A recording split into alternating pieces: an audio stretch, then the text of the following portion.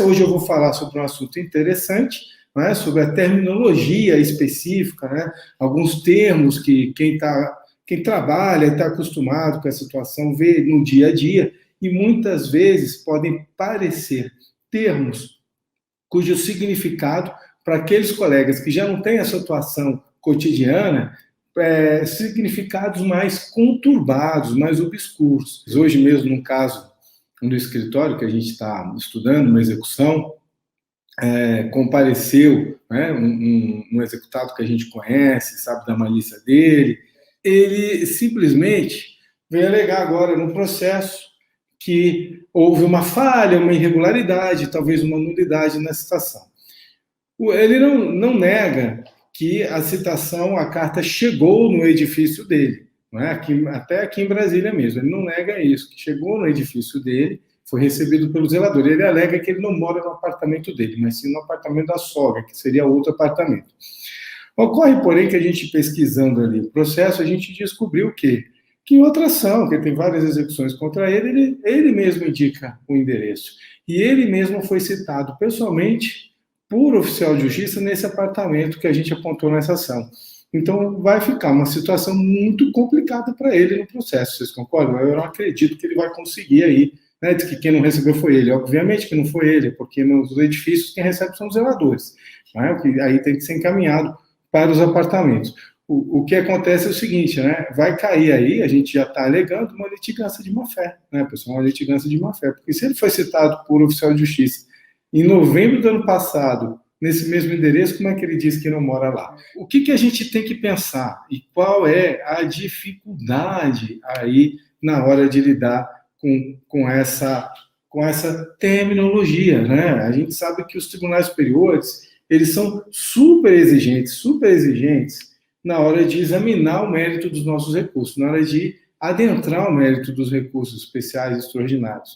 Então, a necessidade de vencer todos os óbices torna que o advogado conheça toda essa terminologia, né, os conceitos processuais, né, de institutos processuais que estão ali no processo, né, que envolvem aquela atuação, e por isso, o que a gente precisa saber? Entender não só quando vem um termo, quando vem uma expressão da jurisprudência, a gente saber exatamente o que é e como é que a gente tem que fazer. Então, vamos lembrar, por exemplo, dialeticidade, né? O que esse termo, qual é a ideia que a dialeticidade, quando você vê uma decisão, ou até num livro, né, de doutrina, quando você vê essa expressão, essa palavra, né, não é nenhuma expressão, é um termo.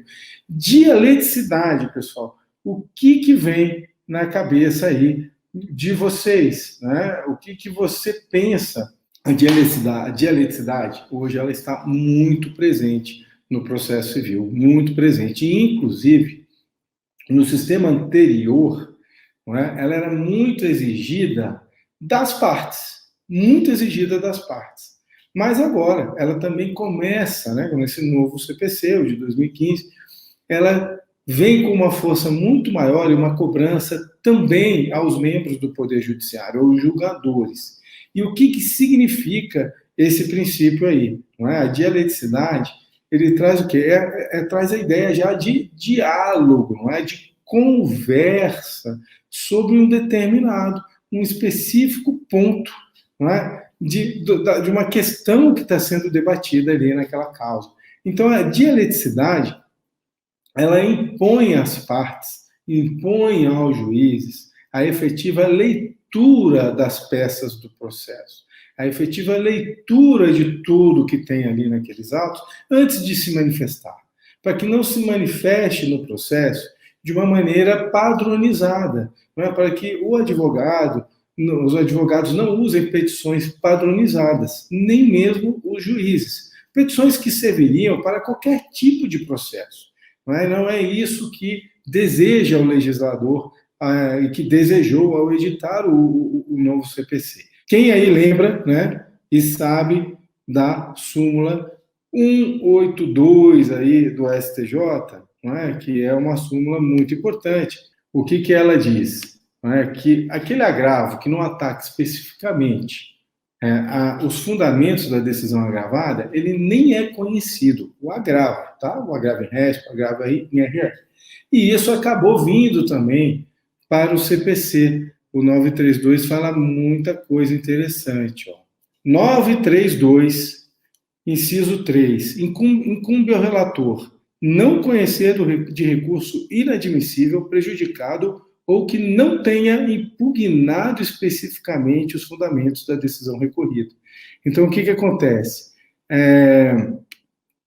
Você pensa, está aí, não é? Quando o tribunal, quando o STJ, o STF fala em dialeticidade, ele está citando, ele está conectado a essa norma processual. Então, você tem que estar atento, né, à decisão que você está impugnando, a todos os fundamentos que contém naquela decisão. E tem que atacar todos eles. Senão, o teu recurso, ele pode ser não admitido. Né? Ele deve ser não admitido. E aí nem o mérito do seu recurso acaba sendo julgado. Então, você tem que prestar muita atenção nisso. Porque quando você vir não é, na jurisprudência dos tribunais superiores, não é, alguma coisa falando de dialeticidade, você já se liga que está relacionado com o quê? Com impugnação específica. Tá? Então, isso aí é muito importante, a gente não pode esquecer. Então, por exemplo, aquelas também siglas, né, ARESP, ARR, que são as siglas dos recursos, tudo isso você vai se adaptando aí no dia a dia, à medida que você vai atuando perante os tribunais superiores, vai tendo mais casos, né, vai se adaptando, vai se acostumando com aquela atuação ali, com aquele dia a dia daqueles tribunais.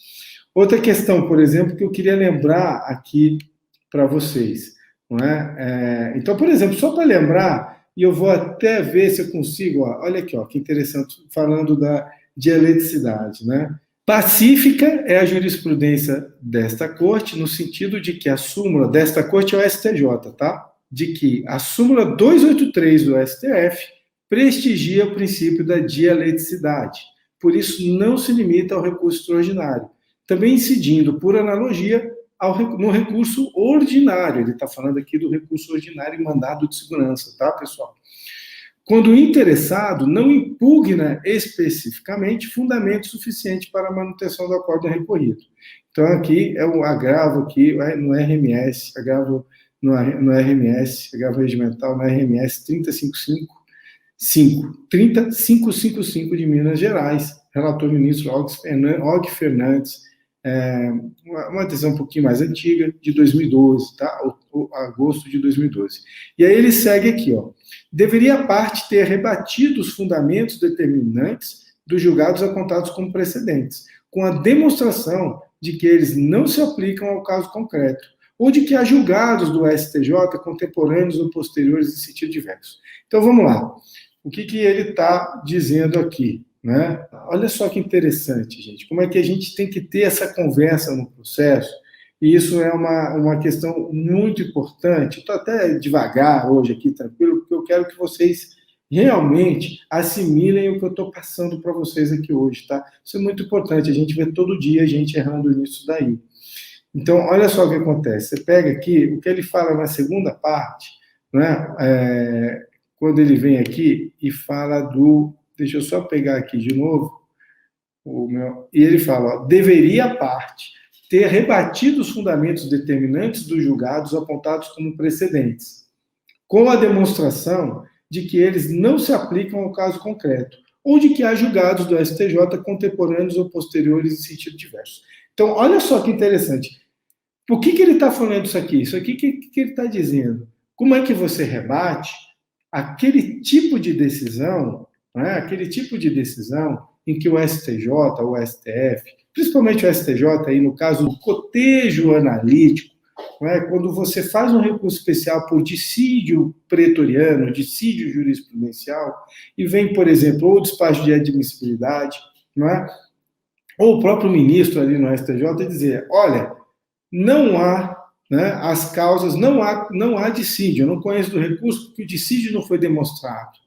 Ou porque, não é, o que acontece aqui? E aí é mais interessante ainda nessa parte. Ele vem e fala aqui, ó, ou porque diz que os julgados do STJ, olha que interessante essa parte, os julgados do STJ, quando ele fala, deveria ter combatido, dizendo que esses casos não se aplicam, né, o paradigma não se aplica ao caso concreto, ou que há julgados do STJ contemporâneos ou posteriores de sentido diverso, é quando você recebe, né, aquela súmula 83 como óbice do teu recurso. Ou seja, o que é a súmula 83? Também está conectada com esse artigo aqui, ó, com 932, né, que diz, ó, não conhecer de recurso inadmissível, prejudicado, e vem também aqui, ó, no inciso 4, negar provimento a recurso contrário à súmula do STF ou do STJ, acórdão proferido pelo STF ou pelo STJ em julgamento de recursos repetitivos, não é? Entendimento firmado em RDR, etc.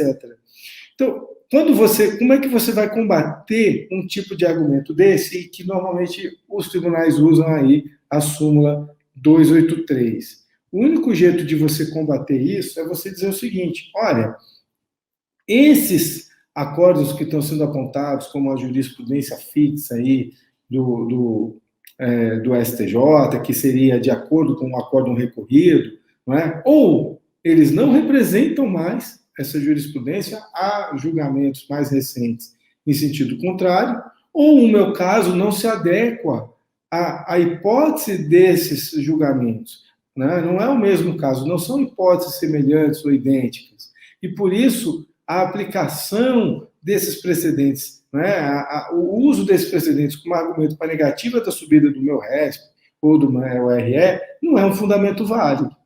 Vocês entenderam? Só que aí você tem que demonstrar mesmo. E o pessoal não consegue fazer isso, na maioria das vezes, não sabe fazer isso. Às vezes é difícil, não é? Principalmente quando tem a súmula 83. É difícil, às vezes, você pegar, vou ter que procurar, vou ter que pesquisar um precedente diferente, eu vou ter que fazer aqui, transcrever, ver que parte do acordo que eu consigo demonstrar que ele não tem nada a ver com esse paradigma que está sendo trazido para não deixar meu recurso subir. Não é? Então, esse trabalho é que você vai ter que fazer numa hora dessa aí. Senão, a coisa não vai funcionar. Né? A coisa não vai funcionar. Não adianta apenas desdizer o que diz a decisão anterior. Dizer, não se aplica a súmula 83, ou não incide o caso aí, o 932, tá, gente? Outra questão interessante, violação reflexa. Né? Violação reflexa, já fiz live sobre isso daqui, não é? E o que acontece? Como é que você faz para escapar da violação reflexa? Que é muitas vezes, na maioria das vezes, imposta a um recurso extraordinário ali no Supremo, né? É o Supremo que usa muito essa expressão, né? Para negar o conhecimento a recursos extraordinários. Então, ele aponta que a violação à Constituição Federal é reflexa. Então, você ouve aqui, violação reflexa, às vezes muita gente não sabe nem direito o que é. Então, a violação reflexa é a primeira coisa. Como é que você vai combater um argumento desse? Você tem que saber o que ele significa. Então, você tem que primeiro entender o que é violação reflexa para tentar fugir desse óbice, né? Não cair nesse óbice. E uma vez que ele é oposto aí contra o teu recurso, você tem que ter os argumentos, como é que eu vou escapar, não é? Como é que eu vou derrubar esse fundamento da decisão que está dizendo que a violação aqui, no meu caso, é reflexa. Não é? Então, é uma terminologia muito específica dessa situação que a gente tem, sim, não é, que conhecer. Por exemplo, outra terminologia, e aí eu lembro, na época, né, que eu ainda era assessor no TJDF, então estava nas instâncias ordinárias, não via nada de tribunal superior. Né? Então, quando eu fiquei ali no tribunal assessorando um desembargador, o pessoal vinha nos recursos, embaixo de declaração, querendo falar de pré-questionamento, e eu sabia que o pré-questionamento ele queria que a gente debatesse a questão ali, né? Mas não sabia toda a lógica desse requisito do recurso especial e do recurso extraordinário, não é? Esse requisito específico de admissibilidade tão importante, né? Então, assim, não tem recurso extraordinário, não tem recurso especial analisado em seu mérito em relação, né? Quando a questão ali discutida nesses recursos, ela não está pré-questionada. Aí é muito bom, eu venho aqui e falo para você, pré-questionamento, tem que fazer pré-questionamento, tem que ter pré-questionamento. Você está cansado de ouvir que tem que ter pré-questionamento. Você sabe que tem que ter pré-questionamento. Você sabe efetivamente o que é o pré-questionamento? Você sabe como faz o pré-questionamento? quando faz, até quando você pode pré-questionar. Então, assim, vocês viram a diferença de você achar que conhece, já ouviu falar, está ali, e outra coisa é saber com mais profundidade. Porque não adianta só você saber, não é, que tem que ter pré-questionamento se você não sabe exatamente o que é o pré-questionamento, ou reconhecer aonde no acórdão tua questão foi pré-questionada. Porque você vai ter que mostrar isso no teu recurso lá na frente. E o que acontece? Então, ela me perguntou, não é, se ela podia, essa semana, tá? Se ela podia fazer o pré-questionamento no recurso especial. Né? E aí eu respondo, gente, não tem como, é impossível. Primeiro porque não é a parte que faz o pré-questionamento, não somos nós advogados. A gente tem que saber provocar o tribunal a fazer o pré-questionamento, a debater aquelas questões, aqueles artigos de lei da Constituição que são importantes ali para a solução da causa, que eles precisam ser discutidos. Não é? Se eles não forem debatidos ali, além da causa ser provavelmente julgada numa direção errada, né, que pode ser equivocada, e que não é a direção que você quer, se mesmo assim, apesar da análise desses dispositivos, o tribunal seguir nessa direção errada, você já tem a matéria ali debatida e você pode levar essa questão para os tribunais superiores, porque aí sim ela vai estar pré-questionada. Né? E aí os tribunais superiores vão dizer, não, olha, realmente o tribunal analisou essa questão aqui e eu quero analisar de uma maneira diferente. Eu vou julgar isso aqui, eu não concordo com esse entendimento aqui. Mas a decisão tem que ter sido analisada, a questão tem que ter sido julgada, tem que ter sido decidida, né? Está lá na Constituição Federal, nos artigos 105 e 102, inciso 3, em ambos, questão decidida, eles falam. Então, assim, tem os caminhos, que eu não posso aprofundar aqui hoje, quando eu falo de pré-questionamento eu aprofundo mais, não é? Tem as exceções para questionamento ficto, a sistemática do artigo 1025, como é que você vai trabalhar, se o acórdão se silenciar, como é que você faz para ir, né, levar essa questão mesmo assim, né, para o STJ, para o STF, conseguir que ou o STJ ou o STF apreciem aquela questão sobre a qual o tribunal não se manifestou, porque é possível perante o 1025, sistemática do pré-questionamento ficto, ou, pelo menos, que você consiga a anulação ali do acórdão recorrido e para que o acórdão se manifeste expressamente sobre aqueles dispositivos de lei da Constituição. Então, isso aí não é só saber o que, pré-questionamento, você quer, mas aí você sabe profundamente o que é, você sabe como fazer, como chegar nos teus recursos, nos teus processos e não ter problema com a questão do pré-questionamento, não ter recurso não conhecido, né, por falta de pré-questionamento, né, bater o olho, você já vai saber no processo, pô, o cara deixou de pré-questionar aqui, olha, está trazendo questão nova, não pode, né, e eu tenho que tomar cuidado, a minha questão ainda não está pré-questionada, eu tenho que levantar isso aqui, né, no processo, antes de tentar levar isso para o STJ, então isso tudo é muito importante. Terminologia é você saber as expressões, os conceitos e dominá-los e saber utilizá-los ao longo do seu processo, especificamente quando vem para os tribunais superiores. Se eu falar para um aluno, né, ou para uma colega, um advogado, que não está habituado, falar, pô, você tem que fazer, você vai entrar com o RESP pela divergência jurisprudencial, ou vai fazer um desembargo de divergência, você tem que fazer o cotejo analítico. Aí ele, beleza. Mas aí ele não sabe o que é cotejo analítico. Ele já ouviu falar 1000 vezes, ele já leu nos acordos, mas não faz ideia do que seja. Às vezes, até lendo o CPC, ele dá uma ideia para ele, mas ele não sabe exatamente como é que funciona aquilo ali. E aí ele vai para a petição dele e acha que, por exemplo, citando ementas, ele fez o cotejo analítico, citando ementa do acórdão paradigma e citando ementa do acórdão recorrido, o trecho do acórdão recorrido. Não fez. Não é assim que se faz um cotejo analítico. Como é que se prova um cotejo analítico? Tem os meios, está lá no CPC. Quem está habituado sabe, você tem que indicar a fonte corretamente, o repositório de jurisprudência. Aí vem a terminologia. Pô, o que é repositório de jurisprudência? Não é? O que é isso? Porque está lá na lei. Então, é aquilo que eu falo, né? Quando no mestrado, numa das primeiras aulas do mestrado, lá na PUC São Paulo, o professor, foi meu professor, querido professor, Paulo de Barros Carvalho, e ele dizia, o que a gente faz aqui, né? O que a gente faz nas faculdades, né? O que é o estudo que a gente faz, né? E ele fala da linguagem e da metalinguagem. Não é? Então, o que a gente estuda, por exemplo, o direito, as leis, né, o direito positivo, é uma linguagem sobre a qual, por exemplo, a doutrina, não é, e a jurisprudência falam, a metalinguagem, fala sobre aquilo ali, né, e principalmente a doutrina. Não é, ela descreve o sistema jurídico. Não é? Um jurista, um autor, um escritor, quando ele pega, ele descreve aquilo ali. Então, quem fez faculdade de Direito, ele pode, por exemplo, escrever um livro sobre apelação. Pode escrever um livro sobre recurso especial. Pode escrever, a gente cansa de ver isso, um livro sobre recurso extraordinário, sobre agravos, sobre o que ele quiser, não é? Sobre a audiência de conciliação, sobre a audiência de instrução. A mesma coisa um botânico. Não é? Ele pega uma planta, uma determinada planta, ele pode fazer uma obra, não é? Sobre aquela determinada planta, escrever, sei lá, quantas páginas sobre aquilo ali. Eu não vou conseguir escrever nenhuma, porque eu não estudei aquilo ali, eu não fui para a faculdade, eu não conheço aquela linguagem, eu não conheço aqueles termos. Não é? O que a gente estuda? A gente aprende a entender o significado dos termos, quando a gente vai para uma área de conhecimento, de ciência específica. Não é? Então, isso aí é muito interessante. Por isso que é importante, quando a gente vai para a faculdade, o que é um leigo? Você vai falar, a apelação para um leigo, ele não sabe o que é. Ele até entende, é um recurso. Ele não faz ideia do que é aquilo ali, a gente faz. Não é? A mesma coisa, já dentro da nossa área, se você vai para uma área de atuação específica, que no nosso caso aqui é a atuação perante os tribunais superiores, você tem que entender essa terminologia com profundidade.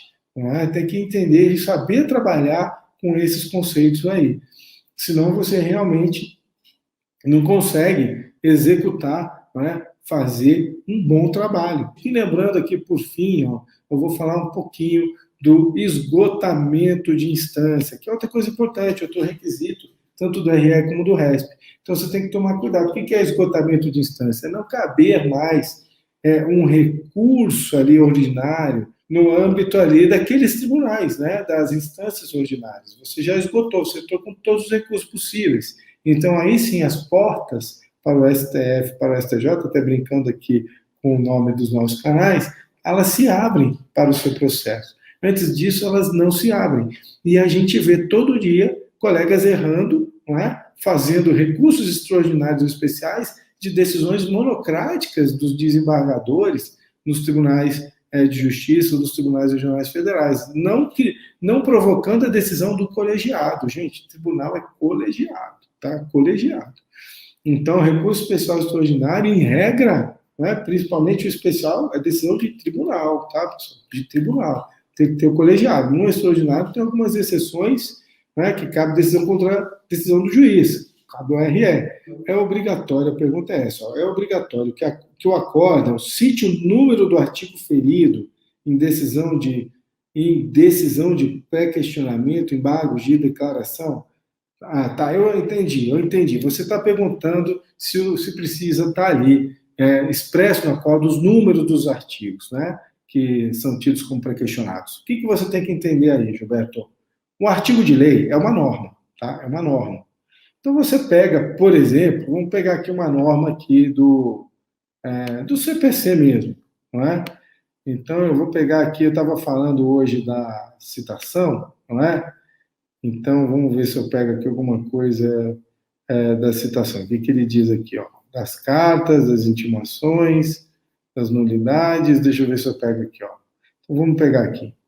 Você está discutindo do teu processo, por exemplo, como eu falei aqui hoje, né?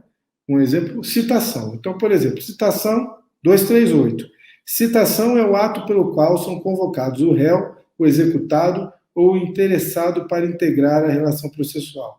Para a validade do processo, é indispensável a citação do réu ou do executado, tá? Então, está escrito aqui, ó, para a validade do processo, é indispensável a citação do réu. Vamos parar por aí, tá? Citação do réu.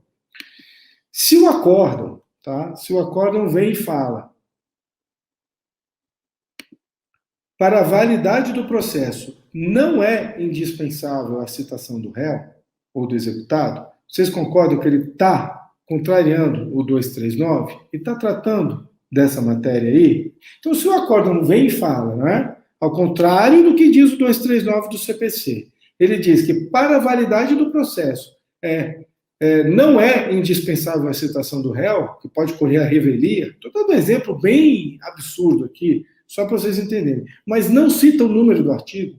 Esse acórdão não fala do 239. Ele só fala isso aqui, tá? O pré-questionamento já está feito. A decisão, a norma está ali. A questão jurídica está ali no acórdão. Ele não precisa citar expressamente o número do artigo. Mas aí no teu recurso especial, você vai falar, olha, está pré-questionado aqui, ó. Foi pré-questionado nesse trecho em que o acórdão fala literalmente o contrário do que diz o CPC no artigo tal, a questão está ali. Então, pessoal, era isso que eu queria alertar vocês hoje, né? A live é mais curta e eu queria ir encerrando, desejando aí uma boa semana para cada um de vocês. Boa noite e um abraço aí a todos vocês.